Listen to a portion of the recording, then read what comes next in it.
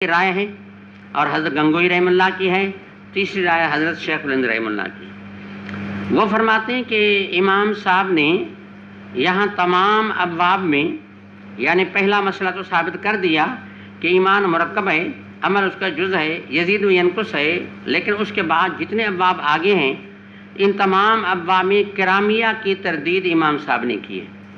اکثر بیشتر تردید جو مرجئہ کی ہے، اکثر بیشتر تردید جو امام صاحب نے کی تمام ابواب میں، یہ تردید مرجئہ کی ہے۔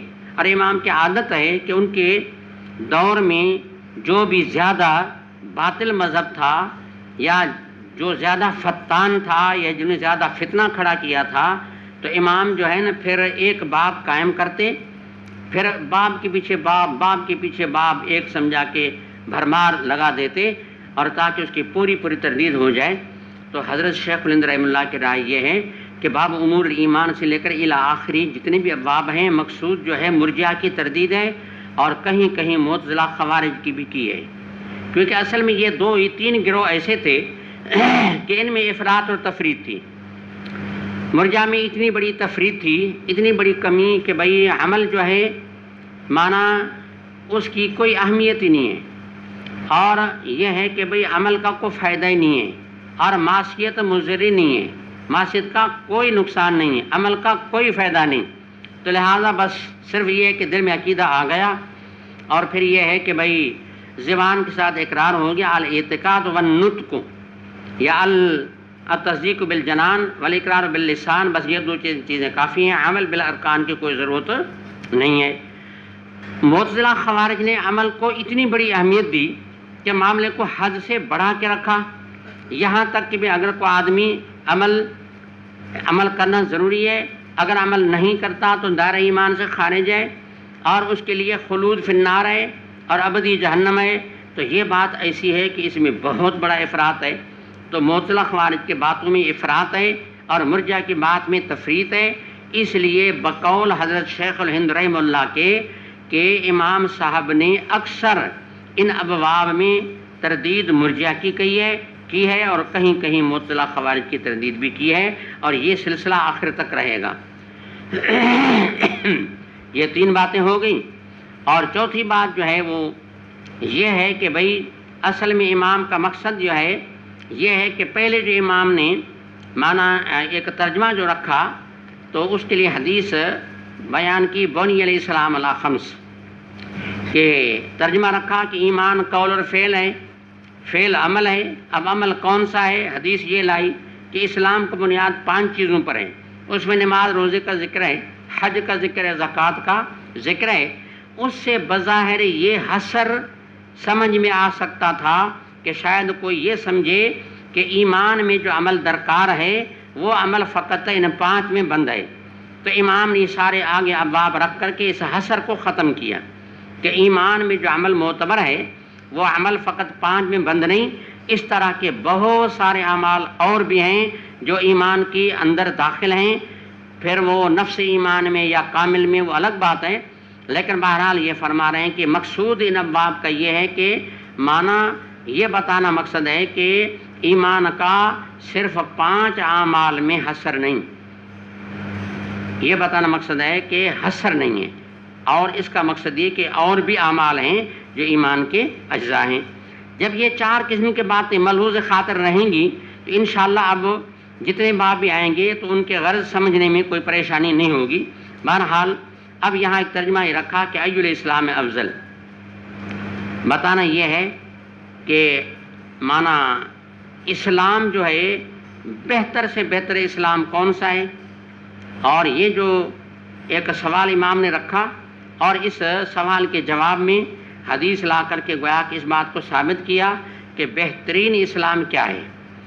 اچھا، تو یہ ان نے ترجمہ رکھا ہے، اور اس کے بعد پھر آگے یہ فرمایا حدثنا سعید بن یحییٰ بن سعید الاموی، یہ جو نسبت آتی ہے اکثر بیشتر تو یہ ہوتا ہے امویو، یہ پہلا جو علم ہوتا ہے یہ اکثر اسی کی صفت ہوتی ہے، لہذا پہلے علم کو اگر آپ نے پیش پڑھی اس کو آپ پیش پڑھیں، اگر پہلے کو زبر پڑھی تھی تو زبر پڑھیں، سعید بن یحیی بن سعید الاموی، اموی کیوں پڑھ رہا ہوں کہ جو پہلا سعید کو پیش ہے. اچھا. القرشی قال حدثنا ابی، تو کہتے ہیں میرے ابا نے مجھے حدیث سنائی. تو ان کا ابا ان کا استاد ہیں.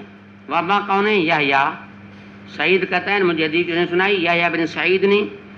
قال یحییٰ کہتے ہیں حدثنا ابو بردہ بن عبداللہ بن ابی بردہ، وہ بیان کرتے ہیں ابو بردہ سے، اور وہ بیان کرتے ہیں ابو موسیٰ اشعری صحابی رضی اللہ تعالیٰ عنہ سے فرمایا قالوا یا رسول اللہ ای الاسلام افضل، کون سا اسلام جو ہے سب سے بہتر ہے؟ تو اللہ کے نبی نے جواب یہ دیا کہ قال من سلم المسلمون من لسانہ و یدہ. یہاں ایک اشکال بھی ہوتا ہے کہ سوال اسلام کے بارے میں ہے، اور اسلام ایک یعنی ایک عمل ہے، اور جواب دیا گیا من سلم المسلمون، تو من شخص ہے، تو شخص کا حمل کسی صفت پر نہیں ہو سکتا. اسلام تو ایک مصدر ہے، اور جواب اس کا دیا من سے. من کی دلالت ذات پر ہے، ذات کا حمل صفت پہ نہیں ہوتا. ذات کا حمل صفت کے اوپر. تو اس کا جواب آپ یہ دے سکتے ہیں کہ عبارت اصل میں یوں ہے ای الاسلام افضل قال اسلام من سلم المسلمون من لسانہ ویدہ. اب اسلام کا جواب کس سے ہوا؟ اسلام سے ہوا کہ اسلام اس بندے کا بہترین ہے کہ سارے مسلمان اس کی زبان سے اور اس کے ہاتھ سے سلامت رہیں. ہے سمجھ میں؟ تو اول تو اس میں یہ ہے کہ یہ بتا دیا کہ یعنی وہ اسلام بہترین ہے جس میں دنیا کو سلامتی ہو. تو معلوم پھر اس سلامتی میں بھی فرق مراتب ہے. کوئی سلامتی کسی کو دنیا کو کم دے، کوئی زیادہ دے. تو اس لحاظ سے معلوم کہ اسلام میں بھی فرق مراتب ہے. جب اسلام میں فرق مراتب ہیں تو پھر وہی بات ہو جائے گی کہ بھائی یعنی پھر اسلام ایمان ایک ہے، پھر ایمان مرکب ہے. آمد و شرح کے لحاظ سے یہ مقصد بنے گا. اور حضرت گنگوئی رحمہ اللہ کے قول کے مطابق بس بات یہ کہ وہ بات تو پوری ہو گئی. اب بتایا کہ ایمان یا اسلام کا تقاضا کیا ہے، ایمان اسلام کا اثر کیا ہے. اس کا اثر یہ ہے کہ ساری دنیا سلامت رہے. بس سمجھو کہ یہ ایمان کے تقاضے اندر میں ایمان موجود ہے جس کے یہ اثرات ظاہر ہو رہے ہیں کہ ساری دنیا محفوظ ہے. تو معلوم ہے کہ یہ اس ایمان کا اثر ہے. اس طرح یا پھر تردید کن کی ہے؟ یہ تردید پھر ان کی حضرت جو ہے شیخ الہند رحمہ اللہ فرماتے ہیں کہ تردید مرجئہ کی ہے. تو مرجئہ کہتے ہیں عمل کی کوئی ضرورت نہیں.